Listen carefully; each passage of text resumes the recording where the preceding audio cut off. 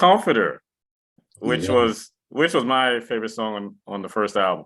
it was an interesting story behind Comforter being even released. It almost didn't get released. Why not?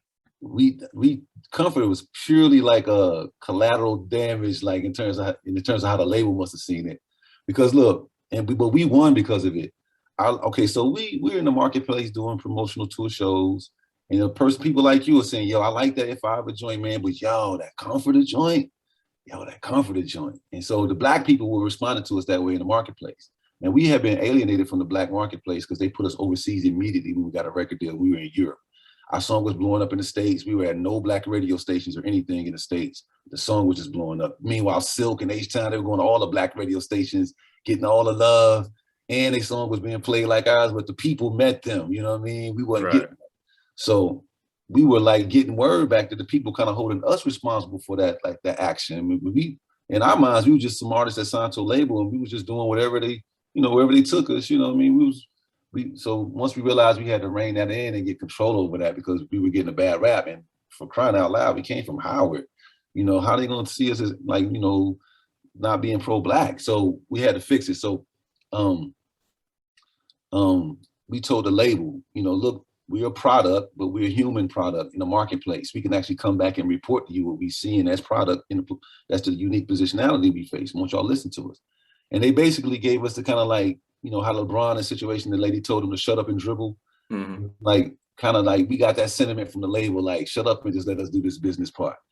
And we were so headstrong coming from Howard, we stood our ground and we're like, nah, I'm telling you, people want to hear Comforter, and they wanted to put out Baby I'm Yours, which I hated the music version of Baby I'm Yours, because we used to just play the piano and it sounded, those chords are from Let's Get It On by Marvin Gaye, if you really listen to that song. But when we had to add that, that's when I just did not like that. I just did not like that, right?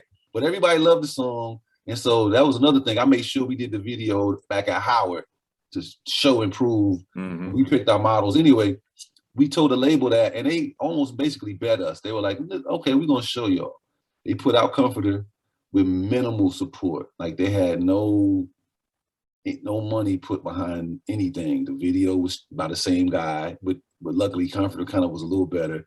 But it was the same kind of dude, the same abstractness. Like, it was, no marketing push whatsoever. But the crowd, the fact that the people really did mess with Comforter, they supported. Back then, it wasn't a big consulting stations. They were still phone calls. It was like driving the spins for the program directors. And they were calling up for Comforter. So Comforter didn't even ship that many because they didn't get that support. But it went gold immediately based on pure love from the people. And the label had to go ahead and put a little bit of support behind it until they got to the top 10 and they let it go.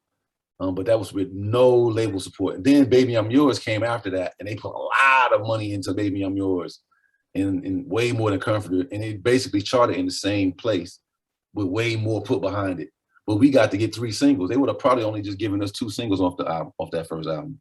But we got to get 3 singles out there in the marketplace, and all 3 of them went top 10. So, we won from that bet. But they looked at us as like some brash, young know-it-alls from Howard, let us show them. Mm-hmm.